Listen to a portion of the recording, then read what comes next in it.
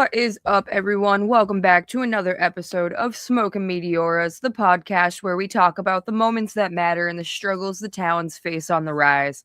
I am your host, Marissa, and this week I am joined by none other than the Power Snake, Sebastian Braun. How you doing today, man? Thank you so much for joining.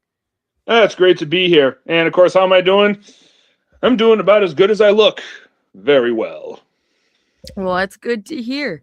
So I start these podcasts off the same way every time, and that is with this question.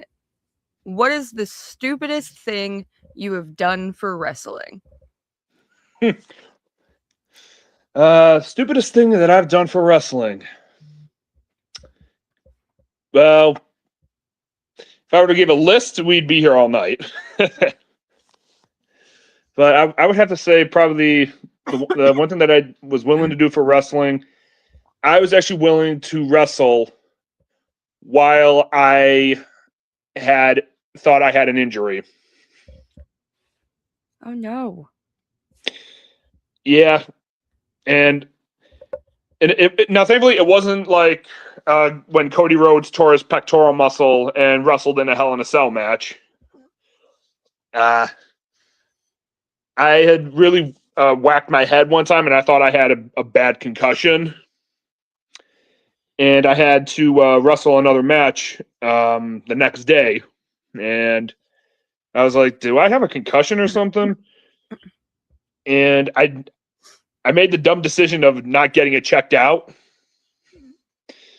Thankfully, it wasn't a concussion because I just had my bell seriously wrong when that happened because I started seeing double vision when it first happened, and I had like a severe headache.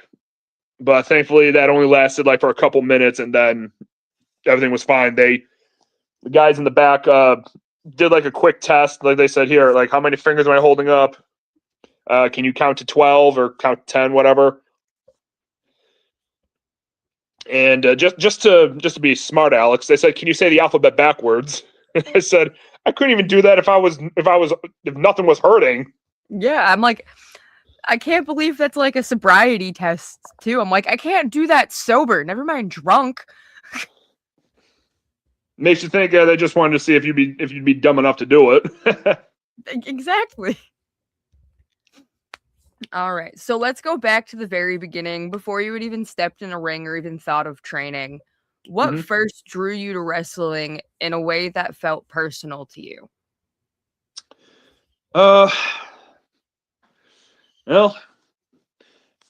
so what happened was when I was about 4 years old, my family went to a party that one of my dad's friends was hosting, and at that party they were playing WrestleMania 20, and the first match I ever got exposed to in wrestling was Brock Lesnar versus Goldberg with Stone Cold Steve Austin as a special guest referee. And I was hooked on it. I was like, wow, this seems pretty cool. I want to see what more they got. And so what happened is I then saw the wrestler The Undertaker, and just like that, I said, I want to be a wrestler. So, was there something about wrestling that connected with who you were early on? Yes. I wanted to. I was always definitely more outgoing than I was more outgoing especially when I was really young, and I would have thought of anything, but I wanted something that was like really like cool, had like a lot of action, a lot of that was entertaining, but wasn't like your typical like acting in a movie or acting on stage. And professional wrestling gave that to me. And when did you realize that wrestling was more than just a fandom? When I went to my first local wrestling promotion, I want to say, does not want to stay plugged in today. well, anyway, yeah, I was forgot how old I was when I went to the show, but there was a local wrestling promotion my parents were going to surprise me and my brothers with, and they said, "All right, we got a surprise for you, but we got to do this first." And we get there, and we're like, "Okay, we're at like a little community center. This should be interesting. I wonder what we're doing." We walk in and we see a wrestling ring, and we were like, "Well, surprise, you guys! We're at a wrestling show." So, did you always feel pulled towards performing or like competition, or was it something deeper? I definitely had more. I definitely did like competition aspect. I am very competitive when I would play sports, and I can also be quite a show off. And professional wrestling is a mixture of both of those. So, looking back, do you feel you had some sort of foundation being a fan before you stepped into training? I wouldn't say I had a foundation, and that's only because when I started training, the first thing that I was told was everything that you know of wrestling or you think you know about wrestling, forget about it. And it wasn't really like I had a foundation for it. I had like a mindset of where I'm like, okay, this is what it takes to be a wrestler. This is what you got to go through. And I was willing to pay the price. All right. So, what made you fully commit to stepping into a ring and going to training?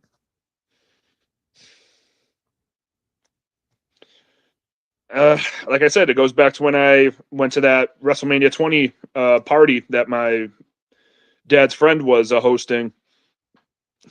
I was like, I'll do whatever it takes, but I want to be a pro wrestler. And So, oh, go no, ahead. go ahead. I'm sorry. Well, and it also helped with the fact that yeah, I was well, not was, I still kind of am a little crazy because to be able to get into the ring and do what we do in wrestling, you have to have a few screws loose. You're not exactly what most people would consider normal. Yeah, but what's the fun in that? Who likes being normal? Exactly. So, when you stepped into training, did the discipline to learn come naturally to you, or was that something you had to learn over time? Uh, it came naturally, but it was also I had to learn patience because everything that I was learning, it took a little longer for me to really master it and really get good at it. And they said, "Well, we can't teach you this stuff or we can't show you how to do this if you don't get this right or if you don't get your basics right. We're not going to teach you advanced stuff if you can't get the basics right. So you got to get these down first and then we work from there." Absolutely. So, what was the first real sacrifice wrestling had demanded from you?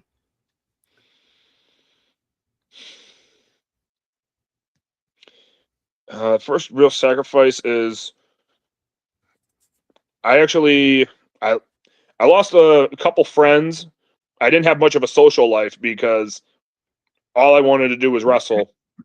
And everyone said, "Oh, we're going here this coming weekend," or hey, and mind you, I was like 13, 14 years old when I started training in wrestling, and they would say, "Oh, we got like this event going on," or "Oh, we have this going on," and I'm like, "Guys, I got wrestling, I got this going on. I can't do it."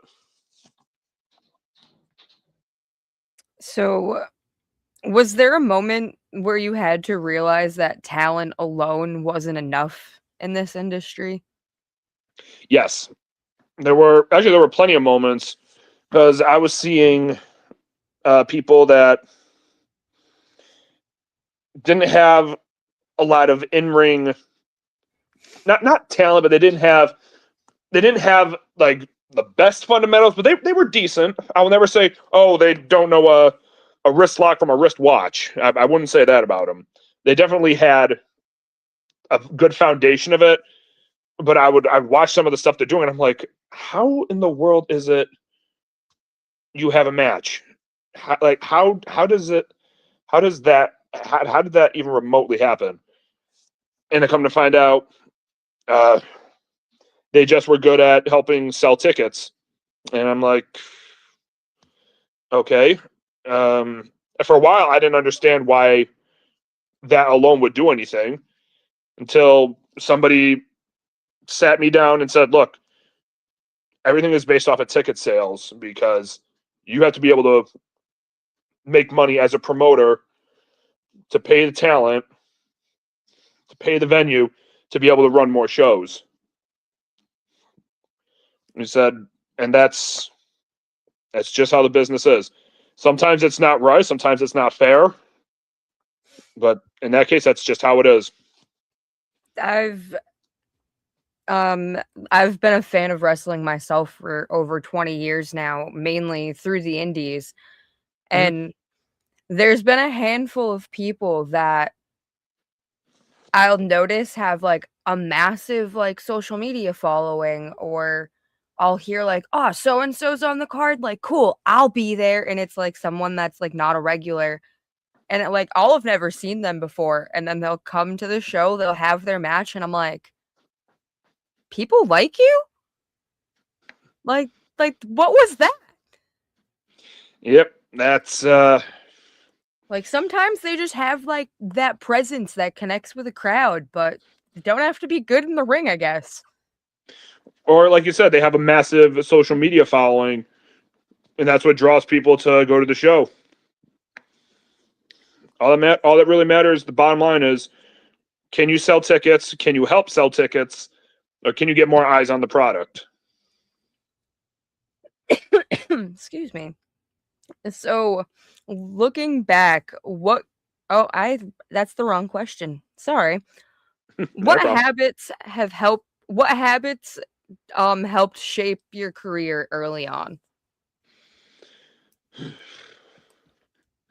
I think being able to train at a young age, I was very what's what I'm looking for? I was very teachable, and I was willing to learn that, hey, to be a wrestler, you have to be able to do this, or you have to do this, or this is a skill that you need to develop to potentially make it in wrestling, to get more eyes on you. Like cutting promos, one thing that I was always told, if you want to cut good promos, everybody has a cell phone. You have a camera phone, set up the camera, record yourself, watch it back. If you don't like it, delete it, try again. Or they even told me an even simpler one, if you don't want to waste time recording and deleting videos, go into your bathroom, look at yourself in the mirror, start talking. I'm a huge believer in promo work, and it's very easy to convey a story when there's promos involved. And I Absolutely. feel a lot of promotions don't utilize promos the way they should. Well, for me, looking at it as a wrestler, I cut promos and I send them. If you use my promos, great. If you don't, okay, I did my part. I gave you my video, and whether you do something with it, that's on you, not me. All right. So, how did training challenge not just you physically, but your mindset as well? Training, a lot of people think, oh, it's shaping me into a wrestler. It's helping me get in the ring and be successful. That's not it. Training is really I always looked at it as a bit of a test, like as in, do you really want to do this? Because training, you go and you take tons of moves, you take all the falls, you're going to be sore, you're going to be stiff, you're going to be black and blue. And all that's going to make is really going to make you question, do you really want to do this? Because it's not like what you see on television. Training is where you basically it's where you get your ass kicked. And it's really that learning of, am I really cut out for this? Is this something I really want to do? So, getting into it all, clearly there's a lot more that meets the eye, but was this something that kind of made you hard on yourself, or were you always naturally hard on yourself to begin with? I was always hard on myself. Wrestling, I was even harder on myself just because I would watch promos of myself, and I'm like, okay, I could have done that better. I could have said this differently, or I probably should have said this. Probably should have left this part out. And even watching old wrestling matches, I'm always kicking myself, saying, why didn't you do this, or how come you didn't do that, or why is it this worked? Why did, when you knew this would have worked, or why didn't you do this? And I've gotten to a point now where I'm like, you know what? This was like my third match in. It wasn't going to be a 5-star WrestleMania main event match. So do you feel that you put more pressure on yourself as opposed to others, whether it be like your trainers or promoters in general? Yes. At first I didn't, because I was like, you know what? I want to do this, and I think I'm good at what I do. And then I started watching a lot of independents, and I was like, wow, I really got to change this up, or I got to do this differently, or I got to be like this. I got to do this now. So I started putting more pressure on myself, because I would take seminars with people who have more clout to their name, or people who've made it on television. And the one thing that I was always told is, I'm like, you got big size, you got natural talent for this, but you do not look like a star. And what they mean by that, they're not saying like, oh, you won't make it to the big leagues, or oh, you're not good enough to wrestle on a major company. They were basically telling me, you've got the talent, you've got the abilities, you got the the microphone skills, the ability to talk. But they would say, they would say something to me, like they would say, oh, you're not in shape, or you don't have this or that, which I never took as like, oh, they're hurting my feelings, because I think I'm good with this. I always took everything as, all right, these guys have made it. They kind of know what the companies are looking for. And so I would put pressure on myself to always better myself, because I've wrestled guys who are like phenomenal in the ring, and I've wrestled guys who have a great social media presence. I've wrestled guys who actually just recently got signed, and it puts pressure on me, because I'm like, okay, if I'm wrestling people like this, now I really have to step my game up, especially with helping the promotion itself. With, like I said, the main thing about a promotion is they want to make money. And so I got to now up my game, not only in the ring, but everything else that comes with wrestling, to keep that status of, okay, this guy's good at what he does. He may not be in the best shape, but you tell him to do something, and you set the bar here for him, and he puts it here.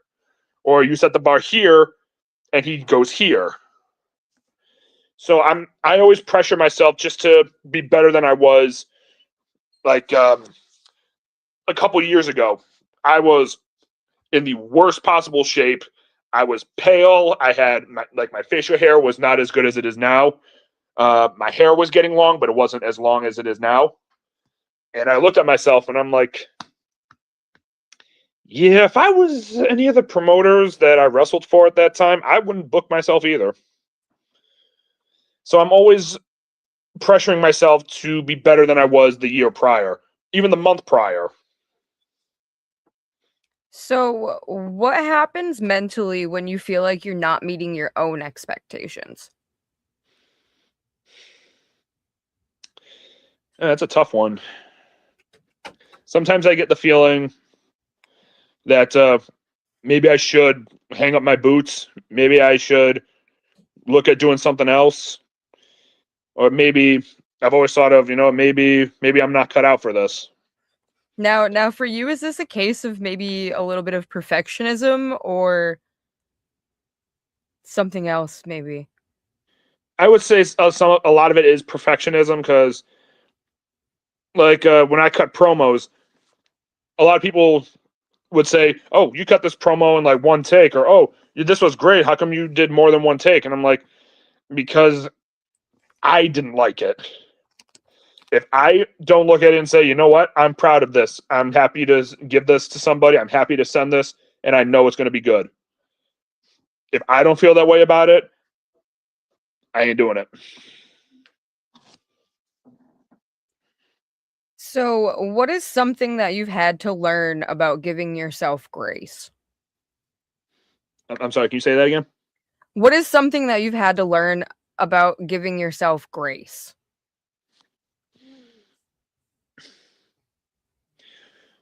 I had to learn that, wrestling is a competition, but not everybody is going to be, not everybody can be the same. And what I mean by that is there was a point in time where I was really frustrated with myself. I wasn't getting as many bookings as I was hoping for. I wasn't getting the notoriety that I was always dreaming of getting. And I talked with a few people.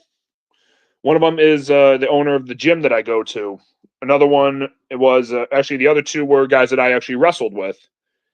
And I said to him, maybe if I looked like this person, or maybe if I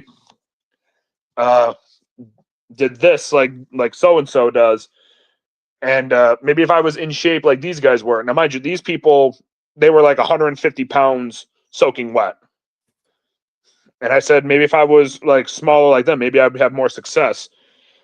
The guy that owned the gym looked right at me and said, "You're not made to be that small." They're like, are you're like 6'4". You are 350 pounds. They're like, you're a big guy. If you weighed, he said, if you weighed less than 250 pounds, he said to me, I would drive you to a buffet and tell you, eat. And that's when I learned that was one of the things that really opened my eyes to, not everybody can be the same. Some people have success and they are the most like out of shape, and you're like, how is it you have more success? And there are people who hit the gym 5, 6, 7 days a week doing all sorts of exercise, and they're like completely chiseled. They are like 0% body fat, and they're successful. So it really helped me understand that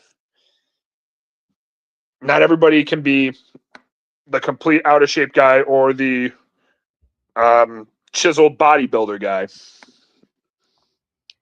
So, how do you stay focused without letting pressure consume you?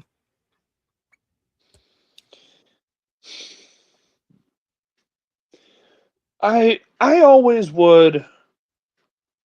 I would always just look at myself in the mirror, and I would snap into gimmick, because like my whole gimmick is I'm a cocky, narcissistic womanizer. So I always look at myself in the mirror and I would go, man, nobody can look as good as you do.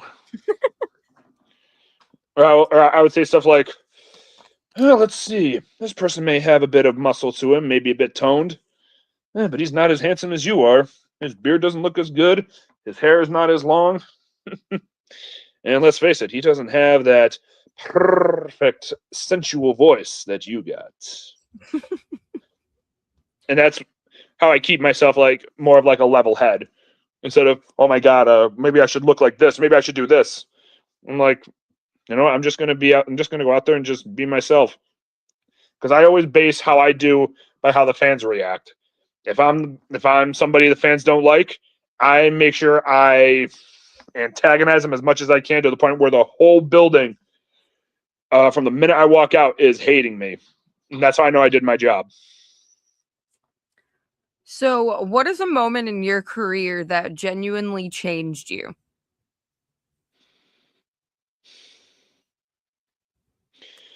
I think the first time I wrestled a guy who had a bit of clout to his name, um, and he actually went to the promoter and said he wanted to wrestle me. And I was only like 19 years old when I wrestled him, and he wanted to wrestle me in a singles match. The promoter said he couldn't do that. So he said, okay, what about putting him in a tag match against me? And the promoter was like, and the promoter says to him, okay, that we can do. And so not only did he give me a shot to show that I'm good at what I do, but the promotion also took a chance on me to see how I would do. And this guy put his neck on the line for me. And it paid off because I'd had the match, get to the locker room, and everybody was saying, you went toe to toe with this guy who is known to chew apart every part of the match, find something wrong with it, and he had nothing to say.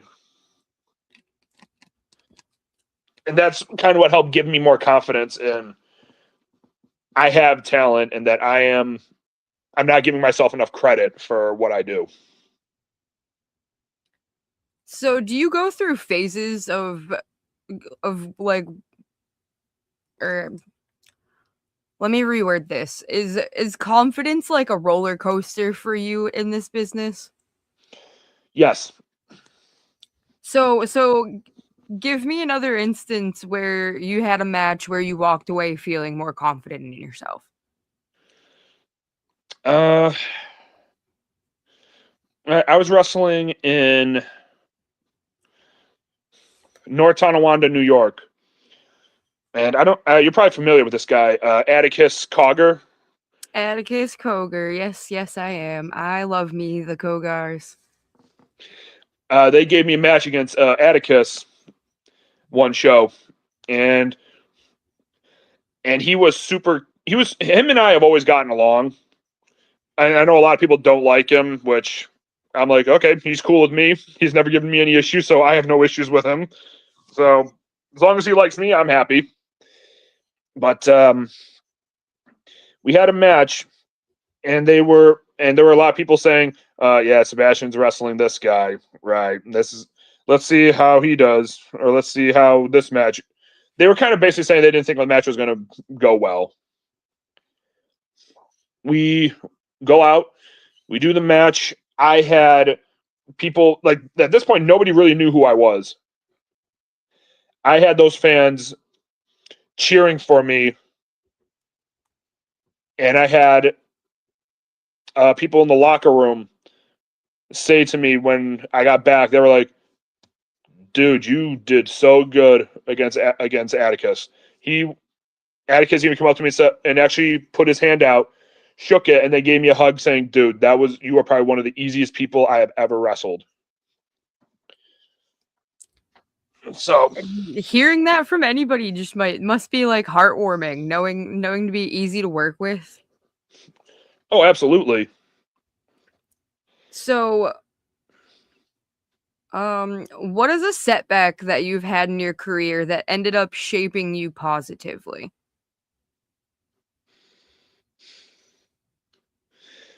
A setback that I really had is I had a gimmick where I was kind of like a personification of one of my favorite DC villains, Two-Face, Okay.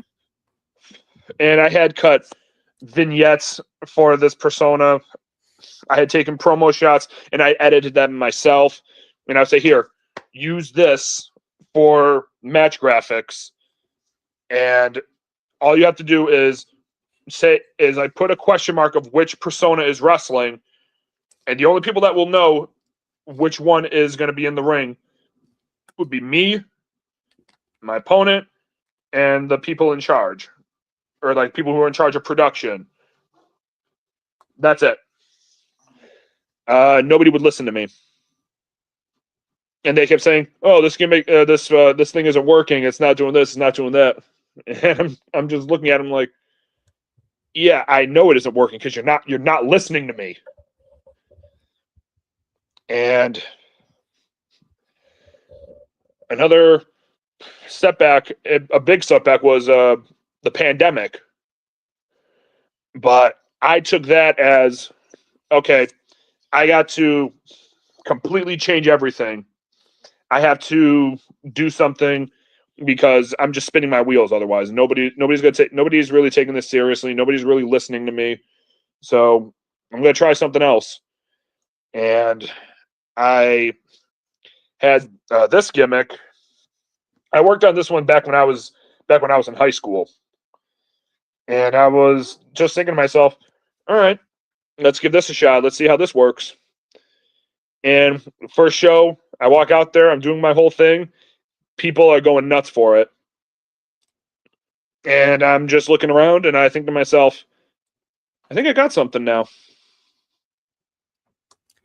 So being in this gimmick, whether it be your moves, your promo work, your in-ring presence, whatever it may be, was there a point where you felt that it all clicked and that this was the right gimmick for you? Yes. That would be that would actually be, I want to say about 3 years ago. I finally ironed out all the kinks for it. Because originally my whole entrance, I would wear like a denim jacket because I thought those look cool, and a pair of tearaway athletic pants. But they had white stripes going down the side, so they didn't look like dress pants. They were like the Adidas pants. Yeah, exactly. And I then looked around and I found all black tearaway pants, and I also found a steampunk vest that they made for bigger people. And I looked at it and I'm like, okay, that's kind of more of like the flashy Mater D type of person.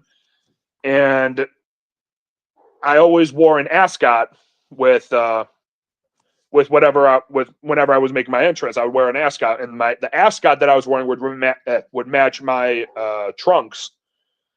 So I started I'm doing all that. about matching, so I Hmm? appreciate that. I'm all Oh, about matching, so I appreciate that. yeah. And I had a show in Niagara Falls, and I walk out to the ring, and I was just testing this part of it out. I walked out to the ring with a heart shaped mirror, and the way like I was walking, the way I looked at myself, I would make my entrance, and I would turn my back to the camera, and I would take the mirror and angle the mirror enough to where I could see the camera in the mirror, because I knew from the camera's point of view, you could see my face in the mirror. So the way I was looking at it, I angled it, and I was just looking at myself, just going, "Whoo, ah, perfect." I was doing that, and I had people were reacting to it. I was trying to be a villain, but people were cheering me. So I had to. I definitely made it work because the person that I was going up against, people loved him, so they liked him more than they liked me, which makes my life easier because then it's easier to be hated. But when I watched it back and I saw how I looked, because at that point in time I started tanning, and I was tanning almost every day. So like I had like a nice a nice color to my skin. I had my hair was growing out and it looked really good, and I would slick my hair back with hair conditioner and water. So it gave it that nice wet look. It gave it a kind of like a greaser kind of style, and everything that I had put together with it all came when it all came together. It looked it looked just how I wanted it to, and it got a reaction. People enjoyed it, and just went from there. So, what parts of your real personality show up in your wrestling?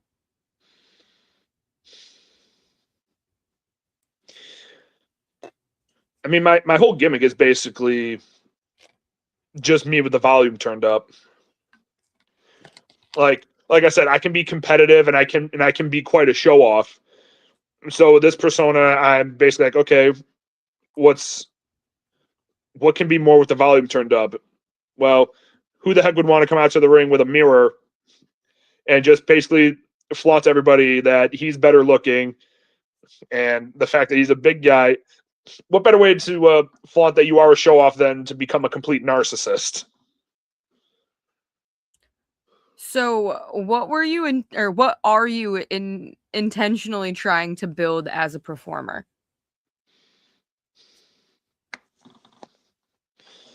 I'm really just trying to build a. Actually, I don't really know. That's a good question. I'm I'm trying to build more of a brand of just like, hey, Power Snake is better looking, and that's all that matters. I'm trying to. I'm just trying to get more notoriety. I'm just trying to build my reputation. If anything, I'm just trying to build more of a reputation of I'm better looking. Watch my matches, and you'll see I'm better looking, and you will see that whether you love me or you hate me, you can never deny that the Power Snake is hotter than her ex and better than her next. So, how has your identity evolved over the years? Like, what do you mean? Within wrestling or like just all around? Within wrestling? Well, when I first started wrestling, I wasn't sure who I was. I was always told, "Oh, you can't do this because you don't look like this," or "This wasn't going to work because it doesn't really give a vibe of that's who you are." And I thought when I did the gimmick of the split personality, like Two Face, I thought, okay, maybe this is more who I am because I mean I can do all this stuff, and it wasn't clicking. But I started doing this one, and everything just felt more natural. Like my promos flowed easier, my in-ring abilities was so much easier to put together. Uh, the way that I carry myself when I'm either at a show or when I'm just out and about, and people say to me, "Hey, aren't you so and so, or aren't you the Power Snake?" And boom, I can snap into character and just go, "Yes, sir, yes. Is your girlfriend by? Because she ain't too happy with me because I didn't call her last night." So, every wrestler talks about there being slow times, whether it be with bookings or whether dealing with an injury or some sort of situation that arises. How do you stay disciplined during slower seasons or maybe even during injury recovery? Uh, I just always keep the mind. I just try to keep the mindset of every. If you don't keep yourself disciplined, if you don't do this, there will be somebody that does that, and they're going to be more noticed than you. That's where I was saying wrestling is a competition because you got to try.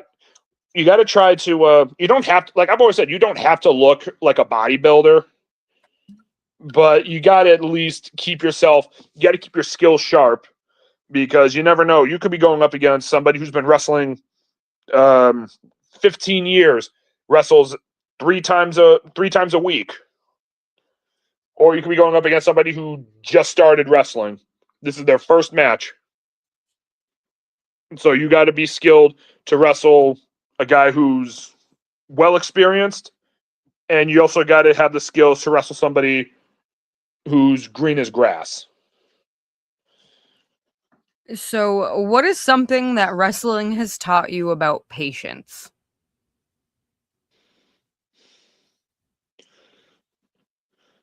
It's basically taught me when it comes to patience. It's basically taught me not everything is going to revolve around you, and it's it's taught me actually a lot. it's taught me that, yeah, A, not everything revolves around you. B, it's also taught me sometimes you're in the right place at the wrong time. Sometimes it teaches you of, okay, why did this person get the notoriety? How come you're not? It would also teach you, don't be upset because this person got a championship match and you just got the opening segment. You didn't even wrestle. So it's taught you to be very humble, and again, it's also taught you, don't keep spinning your wheels. If you're at a promotion for 2 years and they just toss you into a match, don't really give you anything, don't give you any direction of if they have anything for, if this is going to be like a more regular, consistent thing. It's also taught you that instead of spinning your wheels, just say, hey, I don't think this is working. I'm going to try my hand at a different promotion. And I would say people are afraid to do that because they're like, oh, we'll probably burn a bridge. Not exactly. It's just, that, hey, it's not working here. Try your hand somewhere else. And who knows, maybe at this promotion you'll find something that works for you, and then you get a call from the other promotion that you left from, and they said, hey, we got an idea for you with this, and we're going to book you every show. We're going to give you all of this. Would you be interested? So I guess long story, I guess what I'm really trying to say is it basically teaches you right place, right time. That's all you got to hope for. And it's a shot in the dark to get at the right place at the right time in front of the right people. And that's where you really have to be patient. So, how do you measure progress beyond wins or bookings?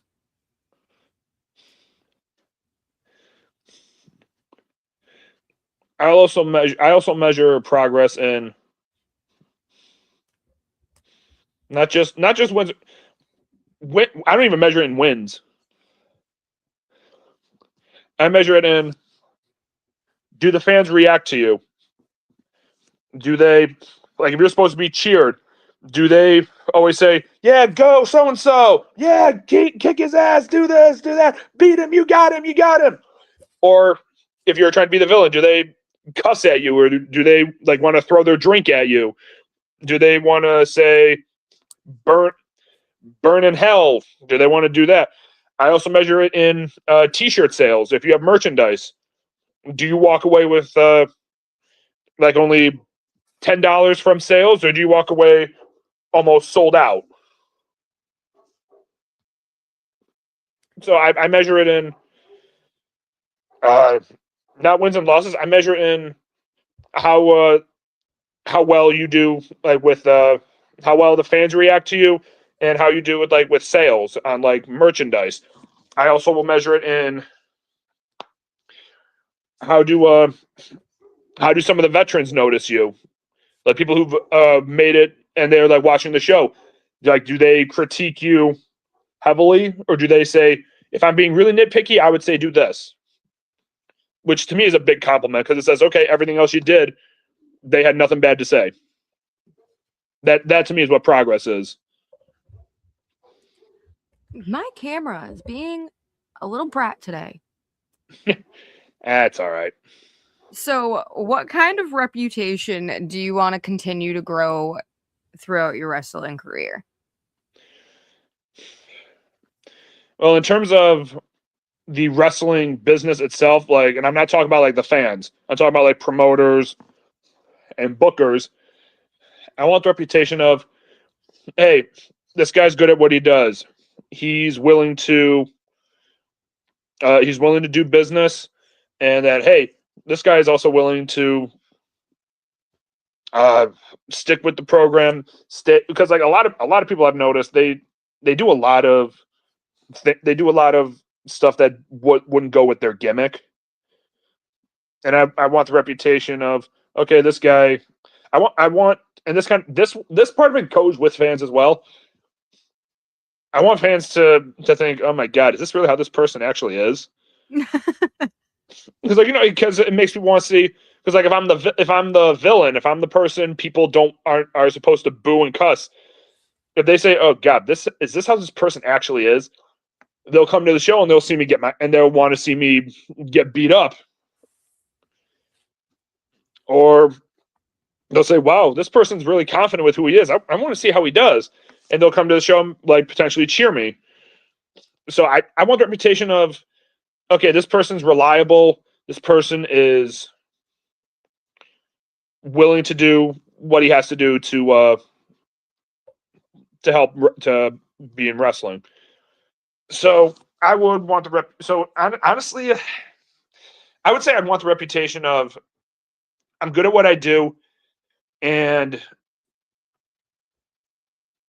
I hope I hope people in the wrestling business, people that are like in wrestling, just don't think, oh, okay, this guy's a bit of a narcissist. I want people to think he's good at what he does, and maybe he's an okay guy. So, what parts of yourself are you still actively sharpening?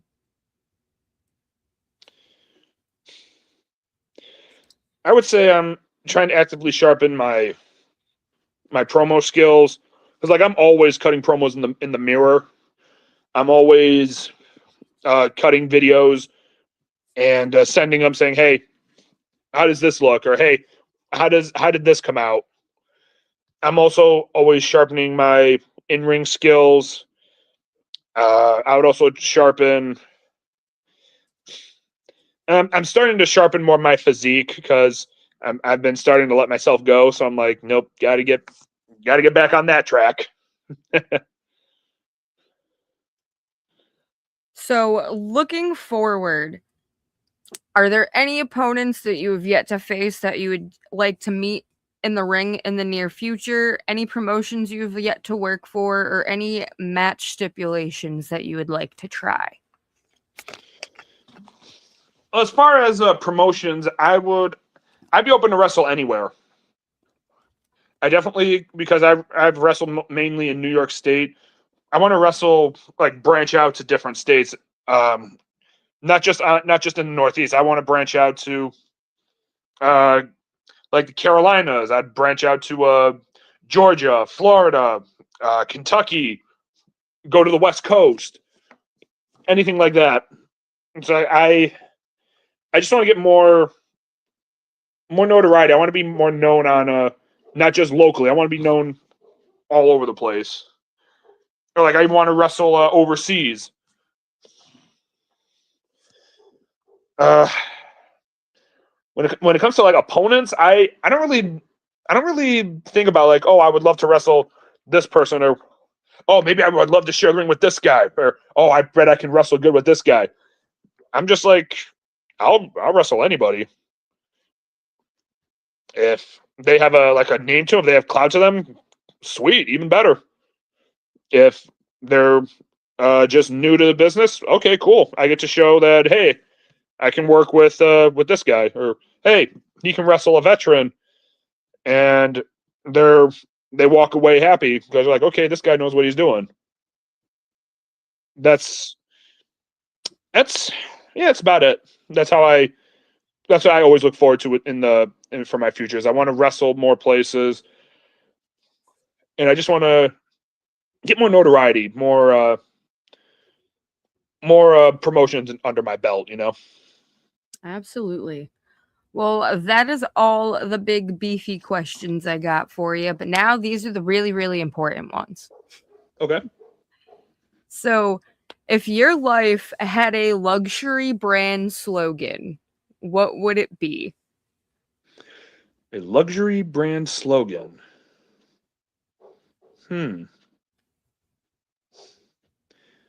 This is the type of stuff I never think about. A luxury brand slogan. Yeah, I really don't know. That is a good question. I've never had to think of that. All right. Hmm. So we'll go to the next one. Okay. You are designing your dream dinner party and can invite 3 guests, dead or alive, and they don't have to be wrestling related. Who are Okay. you inviting?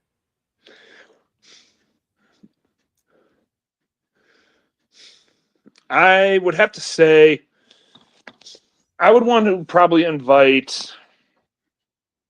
Hmm.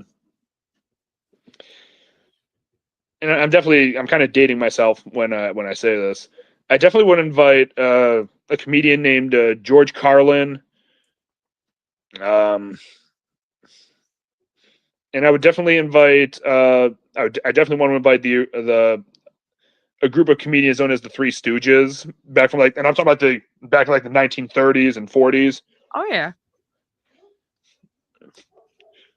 That's pretty much it. Just because I would want to be around people that like continuously make me laugh and make me feel like okay, they're good to be around. They're interesting to be around.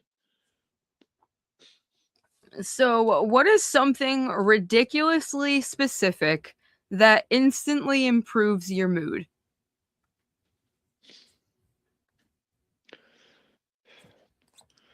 I would have to say every morning when I brush my hair,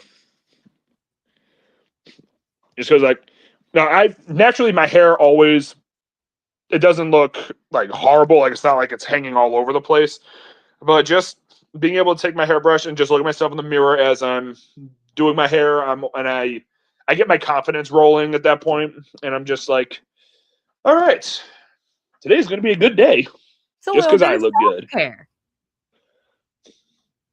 Little bit of self care. I like that. So, you are now booked cross country, but you are only allowed to listen to 5 bands or artists along the way. Who are you listening to? That's kind of an easy one. I would listen to, and this is in order from top to bottom, first to last: Rush, Kiss, Motley Crue, Judas Priest, and Sabaton. That was the quickest answer I've gotten.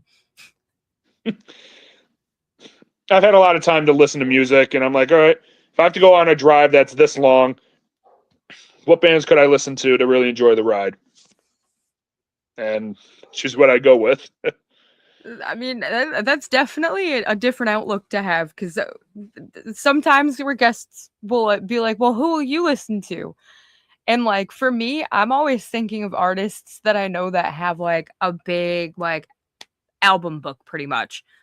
So I'm like, all right, Taylor Swift, her whole album work could fill the whole entire car ride. I got options for her. Um, you are given the opportunity to have the Power Snake combo meal at any fast food establishment. Where are we going and what comes in the meal? Uh, we would probably go to probably a place called Ted's Hot Dogs, which is a well-known establishment around here, around where I am, and it would have 3-foot-long hot dogs, two large fries, and a large milkshake of your choice. Ooh. And on those hot dogs, you're gonna get pickles, relish, onions, ketchup, mustard, hot sauce, Tabasco sauce, tomatoes, lettuce, everything. Sheesh. The kitchen sink hot dog, pretty much. What was that? The kitchen sink hot dog, pretty Pretty much. much. All right. Last one. What is something people assume about you that they could not be more wrong about?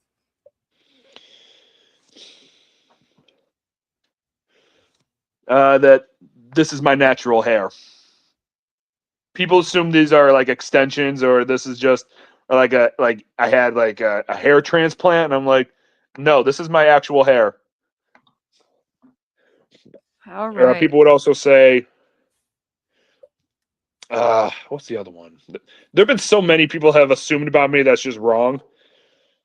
Like people would say, like, oh, this guy's so big, he can probably eat an entire. You probably eat like an entire buffet of food, and I'm like, well, yeah, maybe if I didn't eat for 3 days.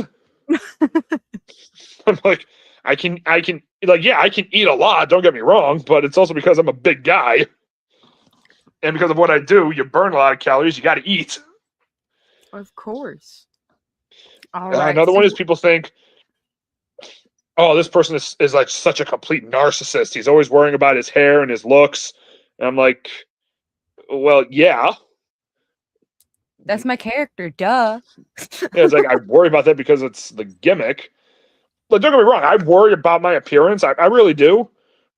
But to the extent that they assume it is, they make it seem like if somebody like brushes, like if somebody like smashes the back of the head, I freak out. Like, oh, he just messed up my hair. Now I gotta go. I gotta spend a half an hour in the restroom, wetting my hair down and combing it. And I'm like, no, like, yeah, I would get a little upset at that because you messed my hair up. But I'm like, because my hair is so long, all I have to do is just adjust my ponytail, and then we're good.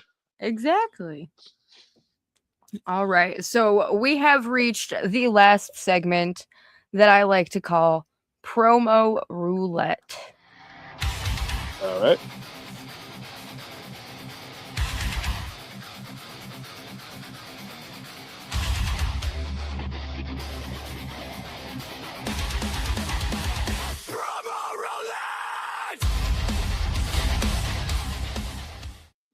All right. So a promo roulette is a little promo challenge where I like to have my guests shoot a promo on a random cartoon character.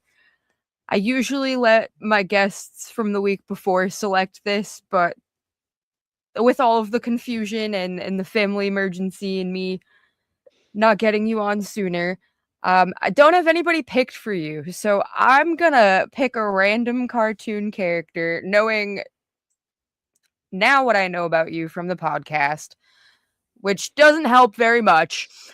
So, who can I pick? Oh dear. You know what? I'm going to go with a Disney classic, The Hunchback of Notre Dame. All right. So the Hunchback of Notre Dame, however I can pronounce the town, doesn't matter to me. See, here's the thing you need to know about Hunchy. When you're stepping in the ring with the Power Snake, Sebastian Braun, the man hotter than her ex and better than her next, you can guarantee I'm walking in a sexy stud, and I'm leaving you lower than a back. You know what? You're so ugly. I can't even get the words out of my mouth right. So let me say it again so that you can understand it and I can actually get it out of my mouth without having to think of your god awful looks, that hunch that you have, your clothes, and just everything about you. I walk in a sexy stud and I leave you as a stain of mud. I like that. There's two ways that I could go with that one. I was like, do I go the ugly route or do I go the even route? Because I was like, it's Hunchback or Notre Dame or Gaston from Beauty and the Beast. A lot of people have actually said I'm a lot like Gaston. So that's why I was going with either the equal or the ugly. And the funny thing is, another person that people say I remind them a lot of is a cartoon character named Johnny Bravo. Yep. That was another one I thought you were going to say was Johnny Bravo. And I was like, okay, I can have some fun with that one. No, but that is everything that I have for you. So with that being said, now would be the time to let us know where we can see you if you have any events upcoming or if you are not in our area, where we can find you on social media. Well, my social media handle is the word the THE _Power Snake. That's all my social media handles. You can find me on Twitter, Facebook, TikTok, Instagram, Snapchat, anything like that. As far as upcoming shows, I'm going to be wrestling in Dillonvale, Ohio, May 2nd. I'm wrestling in Rome, New York, May 9th. I'm wrestling in Batavia, New York, June 6th. And wrestling in North Tonawanda, June 7th. And hopefully, just from there, I wrestle, just get more plays. But yeah, best place to really know where I'm going to be at is just follow my social media. All right. Well, thank you so much for joining me. And that's Thank you for having me. I know for a fact I probably improved the looks of this place because let's face it, I am a sexy stud. Well, thank you again for joining. Thank you for all the viewers at home. We will be back very shortly with my next guest being the hardcore hoochie daddy, JB Anderson. Catch you in a few minutes, guys.